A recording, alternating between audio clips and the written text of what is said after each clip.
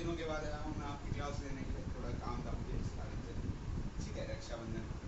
तो देखो, हम लोगों ने बायोलॉजी में दो चैप्टर्स कर लिए थे, improvement in our food resources और सेकंड सेल चैप्टर हमने पूरा कर लिया, जो आप लोगों को मेरे थ्रू एक्सप्लेन किया गया था। सभी टॉपिक्स को प्लस क्वेश्चन आंसर डिस्कस किए गए थे सारी क्लासेस में।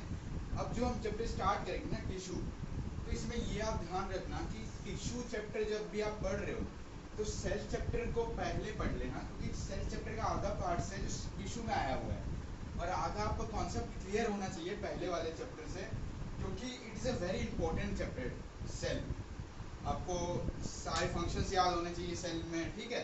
तो सेल के बाद आपको, आप ये थोड़ा दिमाग लगाओ, ये थोड़ा आप सोचो कि क्यों भाई एनसीईआरटी वालों ने यही क्यों किया। टिश्यू भी तो पहले दे सकते थे, सेल से पहले टिश्यू दे सकते थे, या ऐसे क्यों नहीं किया कि जब सेल दे दिया चलो सेल दे दिया, उसके बाद कोई दूसरा चैप्टर डाल देते, फिजिक्स का डाल देते, मोशन चैप्टर वगैरह कोई दूसरा डाल देते। क्यों डायरेक्ट उसके बाद ही क्यों डाला, उसके बाद ये चैप्टर क्यों डाला, सोचने की बात है। तो मैं ये बता रहा हूँ कि जिस भी बच्चे ने ना सेल नहीं पढ़ा है, सेल जिस भी बच्चे ने नहीं पढ़ा है, वो सबसे पहले सेल के लेक्चर्स देखो जो मैंने करवाए हैं सारे क्लासेस में। बहुत टाइम लगा, बहुत मेहनत से करवाया है मैंने, तो प्लीज़ देख लो।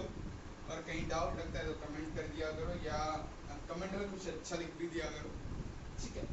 तो आज की क्लास में जो हम डिस्कस करेंगे, नया टॉपिक जो हमारा होने वाला है, वो होगा टिश्यू।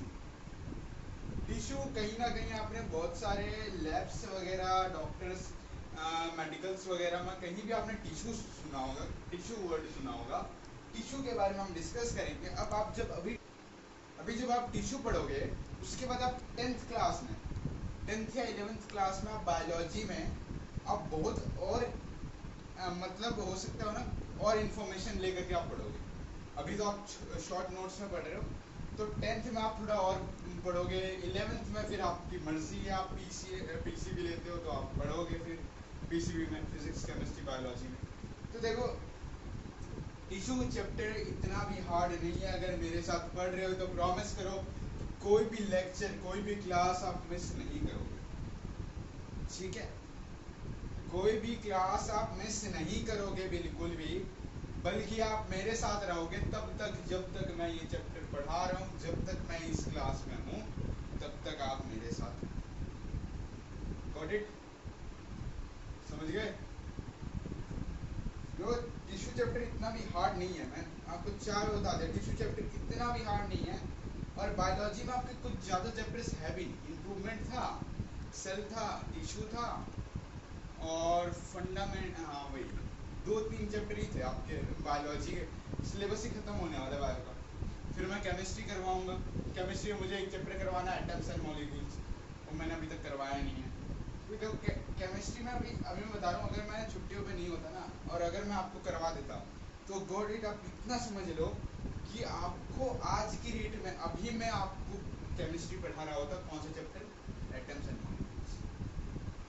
बल्कि कुछ देर हो गया, तो हमारा सिलेबस थोड़ा पीछे चल रहा है, तो क्यों पीछे नहीं करेंगे, आप डेली क्लास लेते रहेंगे, और आपको आगे मैं करवा दूंगा सिलेबस, आपको मैं करवाऊंगा।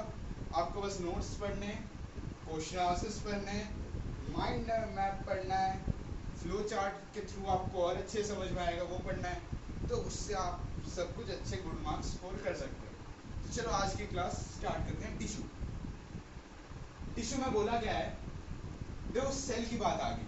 देखो मैंने बोला था ना, अगर आपने सेल पहले नहीं पढ़ा है तो सेल पढ़ने से मतलब टिश्यू पढ़ने से पहले आप सेल पढ़ लेना अच्छे से।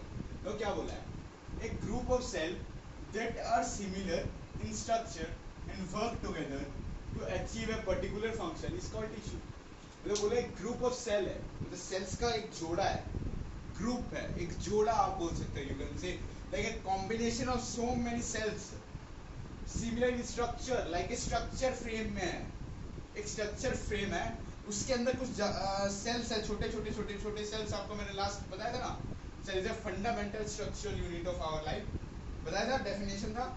तो यही group of cell similar structure, और वो वर्क टुगेदर, एक साथ काम करते हैं, और वो अचीव करते हैं एक पर्टिकुलर फंक्शंस को, जिसको हम बोलते हैं टिश्यू।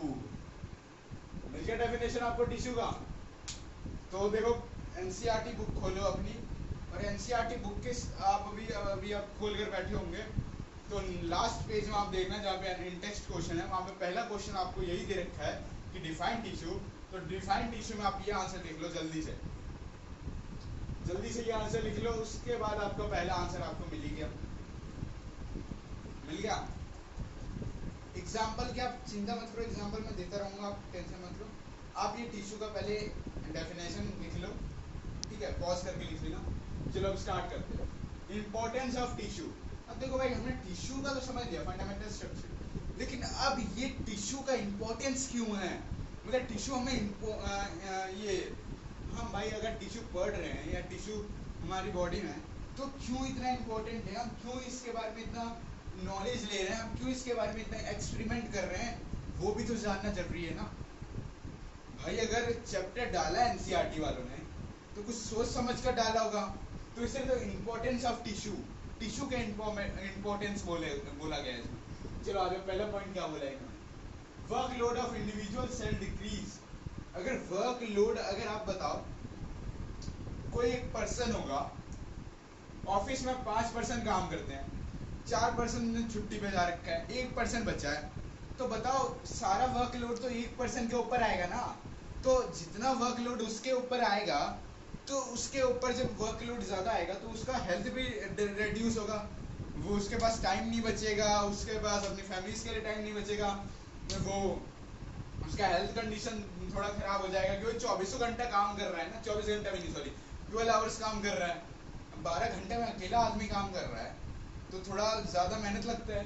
तो वही बोला है, workload of individual cell decrease, मतलब एक जो इंडिविजुअल पर्सन, अगर कोई वर्कलोड इंडिविजुअल पर्सन अगर कर रहा है ना, तो उसके ऊपर वर्कलोड ज़्यादा पड़ता है, उस कारण से आप ऐसे एग्जांपल ले लो सेल का, तो उस कारण से सेल डिक्रीज हो रहा है। Tissue become organise to form organs and organs to organ system formation of tissue, मतलब बोला है टिश्यू बनाता है, ऑर्गेनाइज करता है एक टाइप का किसी ऑर्गन्स को फॉर्म करने के लिए, और ऑर्गन्स को ऑर्गन सिस्टम्स में फॉर्म करने के लिए। देखो ऑर्गन्स को ऑर्गन सिस्टम में फॉर्म करने के लिए formation of tissue has boat about division of labour. देखो मैंने बोला ना आपको, मैंने बोला ना आपका जो काम है ना, वो काम आपका बटा हुआ है, लेबर। आप जो काम कर रहे हो, देखो मैं ये आप गलत मत समझना, मैं आपको एज एग्जाम्पल बता रहा हूँ कि जैसे आप कोई भी काम कर रहे हो ना, पढ़ने का काम या जॉब वगैरह कुछ भी कर रहे हो, तो ऐसे वो चीज़ कंसिडर होगा लेबर वाले, लेबर। क्यों ना आप कल को सुप्रीम कोर्ट का कोई बड़ा आदमी भी है या आईएएस आईपीएस भी है, लेकिन उसको हम लेबर ही बोलेंगे। क्यों? क्योंकि भाई जो वर्कर्स होते हैं ना, उसको हम ऐसे कंसिडर करते हैं लेबर। आज तक किसी बच्चों ने सुना नहीं होगा, किसी पेरेंट्स अगर कोई पेरेंट्स अगर वीडियो देख रहा है या कोई बच्चा देख रहा है और ये सोच रहा है कि क्या बता रहा है ये बेकार चीज़, क्या बता रहा है, लेबर किसी को भी बोल देगा नहीं। एक बार आप 8th क्लास की बुक पढ़ना, अब तो चेंज हो गई है वैसे, सिविक्स में आपको लास्ट चैप्टर जो मैंने करवाया था उसमें आपको लेबर का पूरा बता दें सिस्टम ना, तो वही तो वर्कलोड जो इंडिविजुअल सेल डिक्रीज करता है, टिश्यू बनाता है एक ऑर्गेनाइज्ड फॉर्म ऑर्गन्स, और ऑर्गन्स को ऑर्गन सिस्टम्स में जो फॉर्मेशन होता है टिश्यू का, वो लाता है अबाउट डिवीजन ऑफ लेबर का डिवीजन होता है, उसको हम बोलते हैं वो होता है मल्टी सेलुलर ऑर्गेनिजम्स के अंदर।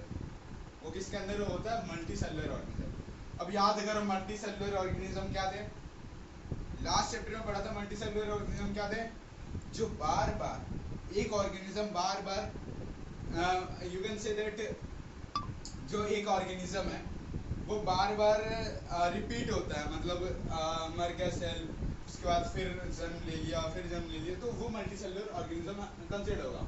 मल्टी सेलुलर ऑर्गेनिज्म में हायर सर्वाइवल होता है, देखो ज़्यादा सर्वाइवल होता है, मैंने बोला ना वो मरेंगे फिर जिएंगे फिर मरेंगे, तो वही हायर सर्वाइवल होता है क्योंकि उनका बॉडी इम्प्रूव किया जाता है ऑर्गेनाइज और हायर एफिशिएंसी ऑफ फंक्शंस के थ्रू, तो इसलिए मल्टी सेलुलर ऑर्गेनिजम्स में हायर सर्वाइवल होता है। अगर पूछ दिया एग्जामिनर ने मल्टी सेलुलर ऑर्गेनिज्म में क्या होता है, तो प्लीज़ ये आप पॉइंट लिख लेना, स्क्रीनशॉट ले लो आप एक बार नोट्स का, नहीं तो मैं आपको हर एक क्लास में बताया मैंने। अच्छा, हर एक क्लास में बताया मैंने, देखो भूल गया ना, अपलोड कर दूंगा मैंने फिजिक्स का नोट्स अपलोड नहीं किया था आई थिंक, क्यों कोई ना, मैं आज अपलोड कर दूंगा फिजिक्स का नोट्स। तो देखो बायोलॉजी का आप अगर स्क्रीनशॉट लेना चाहते हो ले लो, नहीं तो फिजिक्स का मैं करूँगा, बायो का भी कर दूंगा। मल्टी सेलुलर ऑर्गेनिजम्स बने होते हैं मोर देन वन सेल्स, मतलब एक ही सेल उसके अंदर उनके अंदर नहीं होता है, उनके अंदर एक से भी ज्यादा सेल्स होते हैं मल्टी सेलुलर ऑर्गेनिजम्स। तो ठीक है, ये था आपका लास्ट पॉइंट। अब आता है हमारा प्लांट टिश्यू। प्लांट टिश्यू को मैंने फ्लो चार्ट के थ्रू थोड़ा सा एक्सप्लेन कर रखा है, नेक्स्ट क्लास में क्या करूंगा उसको थोड़ा डिटेल में एक्सप्लेन करूंगा मैं नेक्स्ट क्लास में। तो आज हम शॉर्ट्स में थोड़ा पढ़ लेते हैं क्या होगा। देखो प्लांट टिश्यू को हम सिंपली कैटेगराइज करते हैं टू टाइप्स ऑफ टिश्यूज में, जिसको हम बोलते हैं मेरिस्मेटिक टिश्यू और परमानेंट टिश्यू। मेरिस्मेटिक टिश्यू में आता है एपिकल, लेटरल, इंटरकैलरी, और परमानेंट टिश्यू में आता है पेरेन्काइमा, कोलेन्काइमा और स्केलेन्काइमा। इसको हम सिंपल परमानेंट टिश्यू भी कहते हैं। कॉम्प्लेक्स परमानेंट टिश्यू भी होता है एक टाइप का टिश्यू।